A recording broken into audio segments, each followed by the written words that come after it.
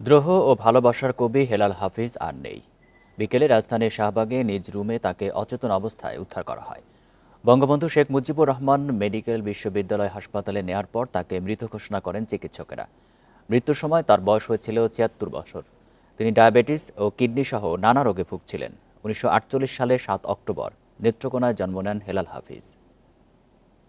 যৌবন যার মিছিলে যাবার তার শ্রেষ্ঠ সময়, এখন যৌবন যার যুদ্ধে যাবার তার শ্রেষ্ঠ সময়।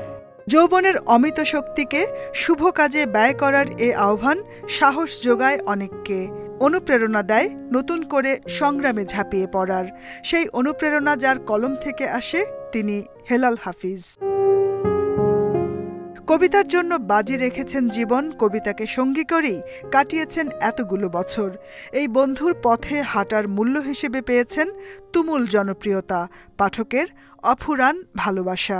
১৯৮৬ সালে প্রকাশিত হয় প্রথম কাব্যগ্রন্থ যে জলে আগুন জ্বলে। দীর্ঘ ৩৪ বছর পর ২০১৯ সালে প্রকাশিত হয় দ্বিতীয় কাব্যগ্রন্থ বেদনাকে বলেছি কেদোনা। হেলাল হাফিজের শৈশব, কৈশোর ও যৌবন কেটেছে নেত্রকোনায়। ১৯৬৭ সালে নেত্রকোনা কলেজ থেকে উচ্চ মাধ্যমিক পাশ করে ভর্তি হন ঢাকা বিশ্ববিদ্যালয়ে। উত্তাল ৬০-এর দশকে শুরু করেন লেখক হিসেবে যাত্রা। ৬৯-এর গণ অভ্যুত্থানের সময় রচিত নিষিদ্ধ সম্পাদকীয় কবিতাটি হেলাল হাফিজকে খ্যাতি এনে দেয়। কবিতার জন্য পেয়েছেন বাংলা একাডেমি সহ বেশ কয়েকটি পুরস্কার। যদিও কবি বলছেন, মানুষের ভালোবাসাই তার জীবনের শ্রেষ্ঠ অর্জন।